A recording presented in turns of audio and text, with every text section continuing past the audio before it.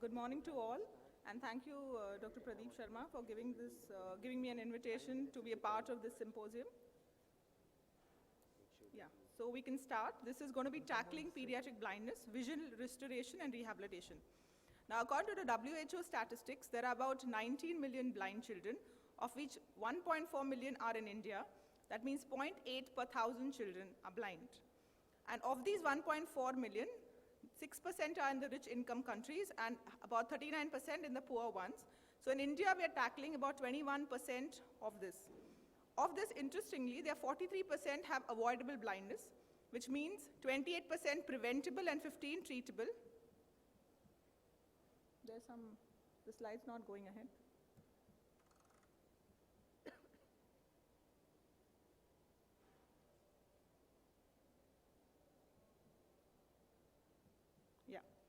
So of this, commonest being the cataract blind.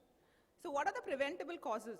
One, corneal scarring, perinatal factors is mentioned, hereditary diseases, and intrauterine factors like torch infection.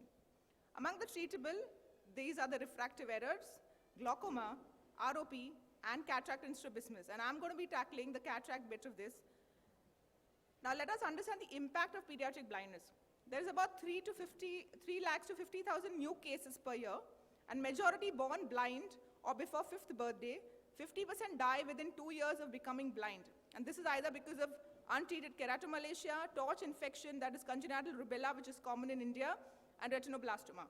And this is only those cases which are accounting for the children that are surviving. Apparently, one child is going blind every minute, so that's the importance. So why priority?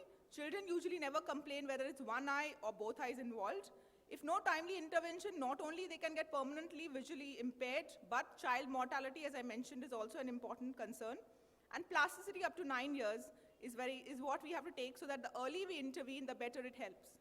So let's look at the pediatric cataract. It accounts for 7 to 20% of the childhood blindness. The problem is there is a lack of awareness not only in the public, but also in the professionals. There is no program for childhood cataract, and timely intervention, identification and case finding is therefore very essential. What are the challenges that we face? First, surgery under GA and the pre-op assessment, more chances of inflammation post-operatively, so a very close follow-up is necessary, and chances of developing amblyopia if the second eye is not operated within few weeks. So let's follow each of them. Surgical intervention, when would you operate them? As early as possible. Within a week of presentation if the child is less than 1 year, within 2 to 3 weeks if it's more than a year. And when would you do that? If there's a visually significant cataract, which is more than 3 millimeters, which precludes fundus examination, and there's associated nystagmus or strabismus. So let's look at each of the age criteria, how we go about. In neonates and infants, obviously systemic status is what you have to rule out, because these have to be operated immediately, as you see. The earliest earliest time that you can operate the other eye is within a week, and PPC anterior vitrectomy is mandatory. So that has to be done under 6 years of age, and important is the size. So here you can see you've made a nick in the opening in the posterior capsule. You pushed in visco to form the space between the vitreous phase and the capsule, and then you do multiple grafts and make a small rhexis. The size should be small, lesser than your anterior capsule, but remember the idea is to clear the visual axis, so even if you make a small one is good enough, because that is our purpose, to make the axis clear. Anterior vitrectomy is then followed, where we use an automated with low vacuum and a high cut rate. These are the certain modifications I would advise for those novice surgeons, because that helps, like you see, which we have already reported earlier, where we use the endolight, which is the light kept obliquely on the cornea, which allows you to see the vitreous very clearly. And this is what I call a very good example of how it can help, and a quick short video to show the use of endolight.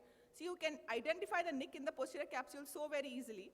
And with the help of the, under the endolight itself, you can do a perfect primary posterior capsulectomy as shown, which sometimes may not be very clear if there is either cornea haze or if even the surgeon is very new. And a good vitrectomy where you can see these strands very well coming into your port and the end point of vitrectomy. So this will confirm, which we have reported the importance in pediatric cataract surgery of this endolight.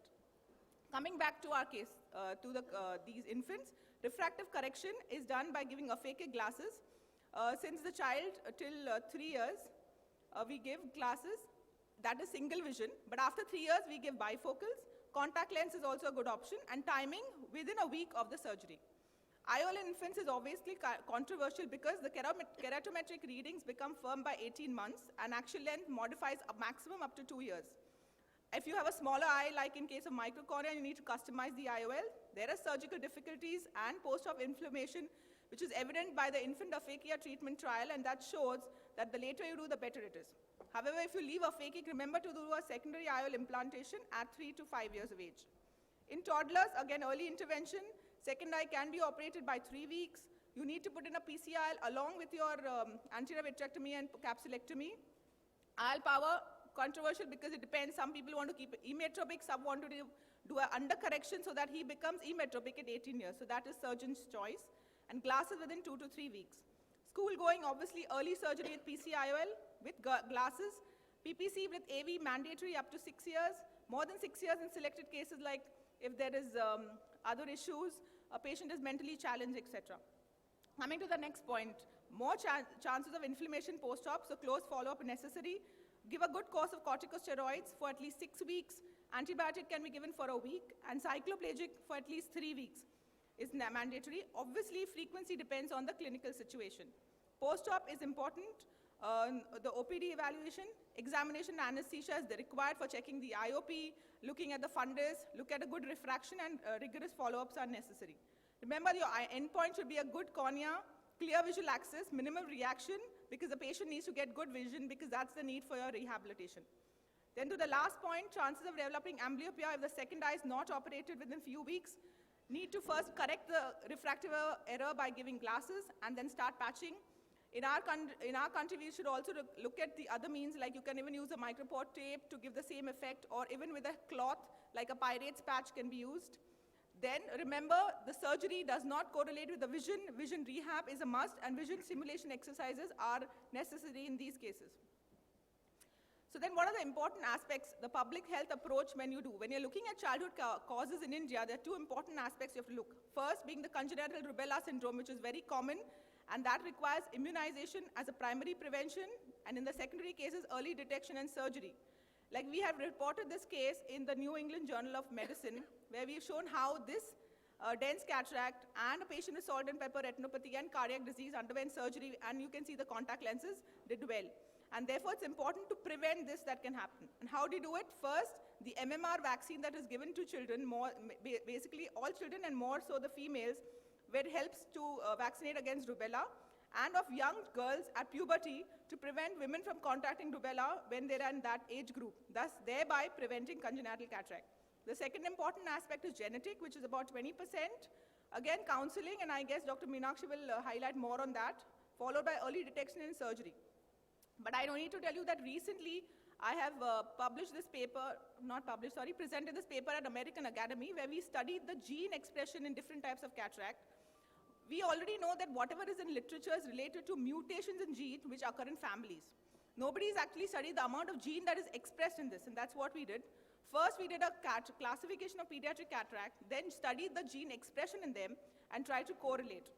So we had about 8 of these groups, and then we compared them with controls, which are subluxated clear lenses, and we had totally 90 patients.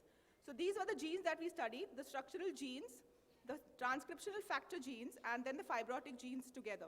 So we had total 11 genes. And what we did, this is just to give you an idea, this is the differential gene expression. If you look at the blue, that means it is the under-expression of genes. This is the over-expression of genes. So if you just look at this, you will see traumatic and posterior subcapsular genes have under-expression, whereas a hyper-expression or hyper-regulation was seen in infectious CMV. So what we found out, the gene expression could be studied from lens matter. So the lens matter that we usually throw out after doing cataract surgery is what we use for expression and studying this. It was the first test to ever study from human lens matter in pediatric cataract, and we were able to correlate our morphology with the gene expression. So probably this will help us to understand our pathophysiology and management later. Like for example, it has come the use of lanosterol reverses the protein aggregation in cataracts. So by studying this gene expression, if we are able to find out the proper pathway and get a way to modify the gene expression with the help of this drug, we can even prevent eventually developmental cataracts. So the idea of any pediatric cataract surgeon is to add smile to their face in any way so that they are able to attain early vision rehab and do well in future. Thank you.